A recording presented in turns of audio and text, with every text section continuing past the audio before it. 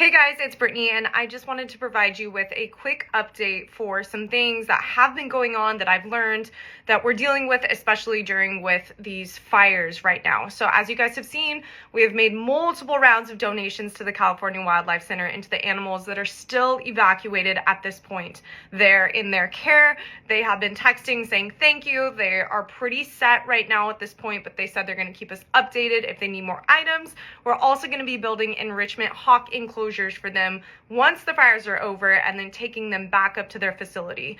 I just read on their social media that they aren't entirely sure if their actual facility is still standing at this moment.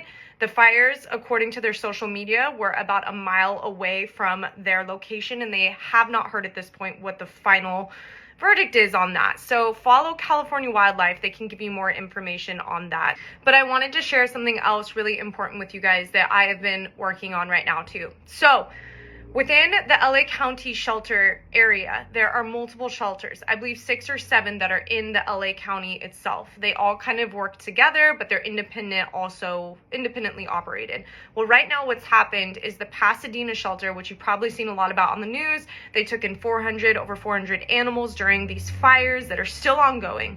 So what they are doing right now largely is serving as perhaps a boarding facility. You could think of it as that, and an emergency response facility. So they are providing emergency care to animals coming in that are affected by the fires. They're also opening their doors so that families that are impacted or who's lost their homes can bring their animals in for a safe place to stay while they figure out what the next steps are. So what they are hoping and asking, and what is happening for the most part, other shelters to do in the surrounding area, is to step up and be extra, open, or have space at least, is the hope, to bring in other animals so that they can remain functioning as that emergency response system and allowing those families to bring their animals in when that need arises. So that's kind of what's going on there, and that's what I've gathered. Don't quote me verbatim on that because it's been a little all over the place, but that's what's happening within the shelters in LA right now. Now, with that said, I've also gotten positive affirmations that a lot of amazing rescues and groups have been stepping up to help make this room at additional shelters by pulling animals, fosters coming together, volunteers, people like you, people like me, the whole 9 yards, which is an amazing testament to everyone coming together during these times.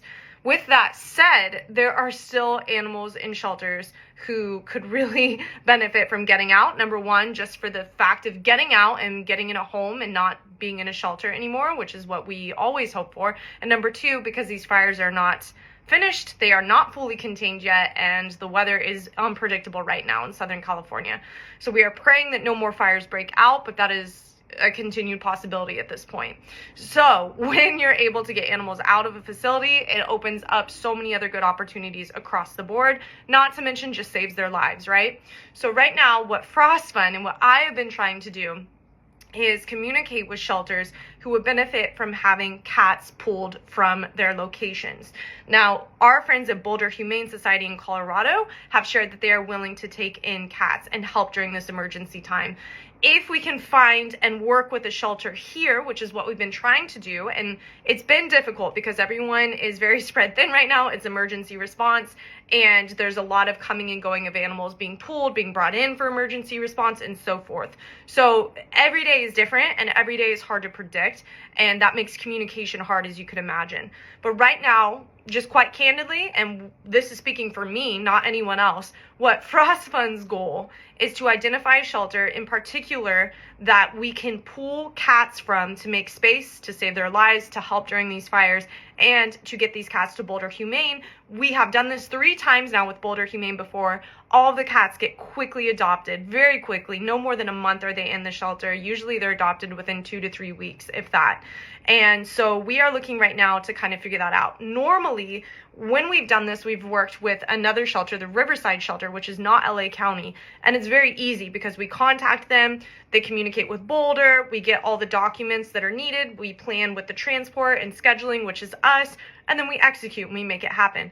Well, right now, because things are pretty dispersed and spread out and everyone's kind of triaging and working together, it's not that simple. So it's taking more time to gather that information and to communicate it with Boulder and to get that kind of sorted.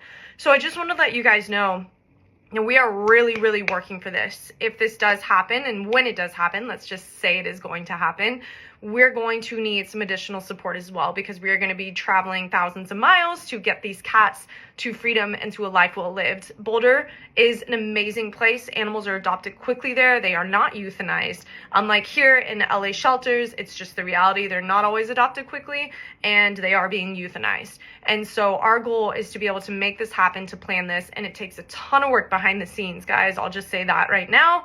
But we're believing it can happen. We will keep you updated. We're really praying about this, and we know that when it's supposed to, it will, and we will be able to show you guys these amazing cats that we transport to Boulder. So that's the plan. That's kind of what's going on right now. I just want to give you that update. Thank you everyone who has donated. Thank you everyone who has prayed, who has reached out for multiple people. Oh, thank you to the organization stepping up. Thank you to the shelter staff and volunteers just doing their best that they can.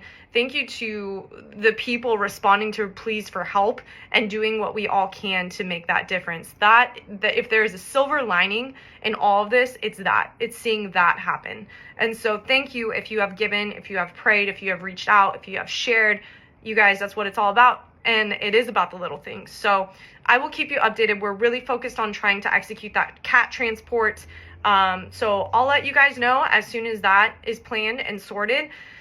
It's going to be a lot of work, but we are here for it. I've seen pictures of some cats in shelters. I'm not going to name the ones that I'm hoping we're able to pull from just yet. It is a shelter that has moved me to tears before when I've been at, because of how seemingly hopeless it is for these animals there. And so I'm praying that we have the opportunity. I've sent emails. I have friends reaching out that have contacts there. So we'll see what happens. But that's the latest update, you guys. That's just the honest, candid update. Again, please don't quote me on this. Don't go saying, well, I heard this and this, that.